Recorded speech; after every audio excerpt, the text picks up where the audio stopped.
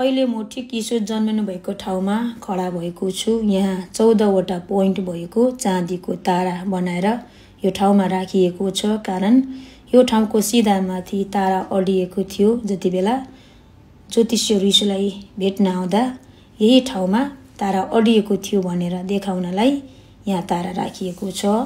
अनि यो तारामा 14वटा पोइन्ट बनाएको कारण अब्राहमदेखि दाउदसम्म 14 पुस्ता, दाउद राजादेखि बेबिलोनमा निर्वासन हुने समयसम्म 14 पुस्ता र बेबिलोनमा निर्वासन भएको समयदेखि ख्रिस्टको समयसम्म 14 पुस्ताको प्रतिनिधि गरेर यो तारालाई 14वटा पोइन्ट दिएर डिजाइन गरेको हो।